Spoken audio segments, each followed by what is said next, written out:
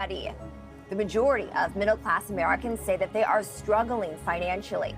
In an Urban Institute poll commissioned by the National True Cost of Living Coalition, 65% of American families making at least $60,000 a year said that they were struggling financially.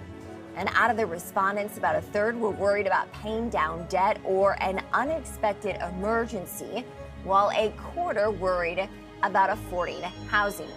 So what you saw was a clip from a report that was done about a year or so ago, commenting on the average American's financial situation.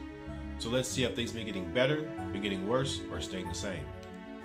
The Ludwig Institute for Shared Economic Prosperity, a research organization, found that for the bottom 6% of Americans, just paying for professional clothing and basic leisure activities were out of reach. But what happened? From 2001 to 2023, housing and healthcare costs rose exponentially, while the cost of a public university doubled.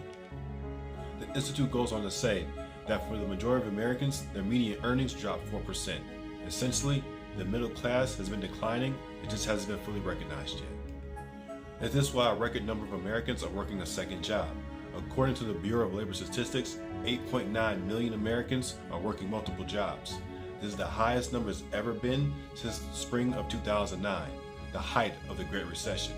What's concerning is that right now, there is no Great Recession, and the pandemic happened 5 years ago. Also, more Americans are financing groceries with buy now, pay later loans.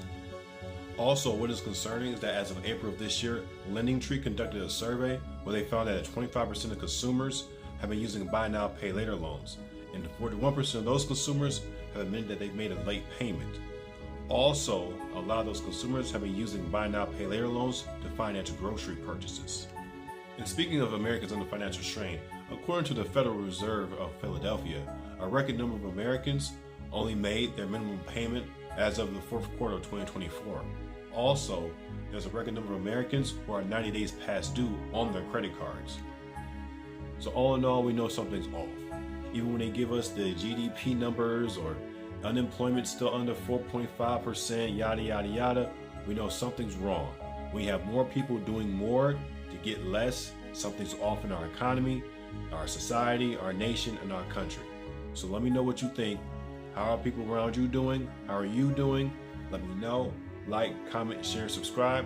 I'll talk to you later.